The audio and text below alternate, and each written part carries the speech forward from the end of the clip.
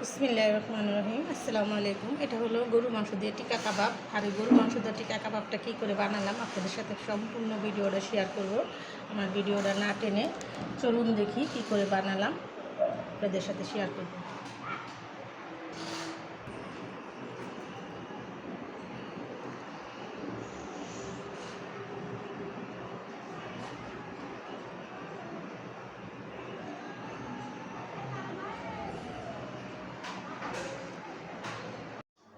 মেয়ে মানুষ বলে এই সাশ্রয়, আর সাশ্রয় বলে মেয়ে মানুষ। এই যে এখানে নিয়েছি আমি ডাল, আর এখানে নিয়েছি আমি কাঁচামরিচ, পাকা কাঁচামরিচ। আর কালকে মাংস রান্না করছিলাম, সেখান থেকে কয়েক পিস মাংস আমি রেখে, এই যে মাংসটা আমি কালকে জাল দিয়ে রাখছি। এখানে আমি কাঁচামরিচ আর এগুলো দিয়ে দিই। আমি মরিচটা আর এটা আরও একটু সিদ্ধ করে নেব। আর এদিকে আমি ডালটা ভিজিয়ে দিলাম। ডালটা আমি 2 মিনিট পরে দিয়ে দিব। আমি ডালটা এখানে 2 মিনিট ভিজিয়ে রাখবো। 2 মিনিট পর আমি ডালটা সিদ্ধ করে নিব। তো ডালটা সিদ্ধ হয়ে গেছে, আমি এখন বেটে নিব। তো আপনাদের সাথে শেয়ার করতেছি। মাংসটা আমি আগের থেকে একটু সিদ্ধ করে নিয়েছিলাম, দেখেন একদম গলে গেছে। মাংস আর কিমা করতে হয় না, মাংসটা একটু দাঁতের তলে পড়লেই ভালো লাগে। তো আমি মাংসটা একটু থেতলিয়ে নিব। মাংসটা কত সুন্দর গলে গেছে।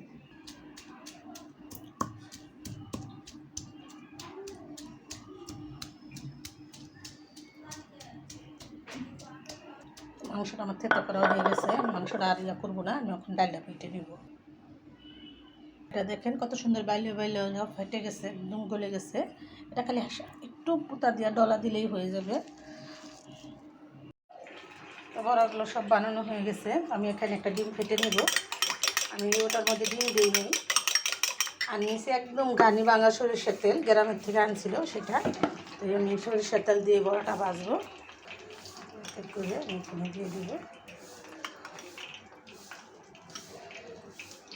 যেই গরম পড়ছে, গরমের জন্য পাক করে আসা একদম দুষ্কর হয়ে গেছে। আর আমি সব সময় চুলার আঁচ কমিয়ে রান্না করি। আর আপনাদের সতর্কবাণী দিয়ে থাকি, চুলার আঁচ কমিয়ে রান্না করবেন, দুর্ঘটনা এড়িয়ে চলবেন। বেঁচে যাবে হাজার হাজার জীবন, বেঁচে যাবে লাখ লাখ টাকা। আমার এই সতর্কবাণী আপনারা মেনে চলবেন। চুলা থেকে একটু দূরে সরে রান্না করবেন। এই বড়াগুলো, এই টিকাগুলোতে আমি কী কী উপকরণ দিয়ে কীভাবে বানালাম সম্পূর্ণটা আপনাদের সাথে শেয়ার করলাম। আমার ভিডিওটা না টেনে দেখবেন, আর এরকম সুস্বাদু টিকা কাবাব বানিয়ে খেয়ে দেখবেন, অসাধারণ স্বাদ।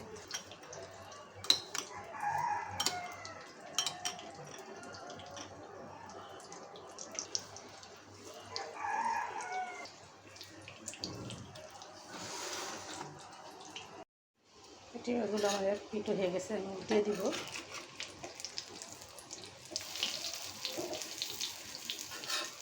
টিকাগুলোতে আমি কী কী উপকরণ দিয়ে কীভাবে বানালাম সম্পূর্ণটা কিন্তু আপনাদের সাথে শেয়ার করলাম। আমার ভিডিওটা না টেনে দেখবেন, আর এরকম করে বানিয়ে খাবেন। আমি বুড়া মানুষ, আমার কথাতে ভুলভ্রান্তি থাকে, অনেক সময় একবারের কথা দুইবার বলে ফেলি, আপনারা ক্ষমা দৃষ্টিতে দেখবেন। আমার বড়াগুলো এখানে আমি সরিষার তেল দিয়ে ভাজছি, খুব সুন্দর হয়েছে, গ্রানটা অনেক সুন্দর। আপনারা যারা সয়াবিন তেল পছন্দ করেন তারা সয়াবিন তেল দিয়েও ভাজতে পারেন, আপনারা সরিষার তেল দিয়েও ভাজতে পারেন। টিকাগুলো আমার ভাজা হয়ে গেছে, আমি নামিয়ে নিব।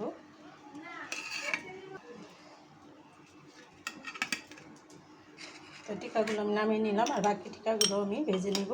তো আর ভিডিওটা বড় না করে আমি এখানে রেখে দিলাম। আসসালামু আলাইকুম। দেখতে কিন্তু অসাধারণ সুন্দর হয়েছে, খেতেও কিন্তু অনেক স্বাদ। আমরা মহিলারা ঘরে 2 টাকা কেমনি সাশ্রয় হবে এই কথাই চিন্তা করি। আর এই নাস্তা বড়াটা আপনারা বাচ্চাদের টিফিনেও দিতে পারেন। সকালে নাস্তায় বিরিয়ানি, পোলাও, ভাতের সাথে যে কোনো সাথেই খাটবে। তো আমি আর ভিডিওটা বড় না করে রেখে দিলাম। আসসালামু আলাইকুম।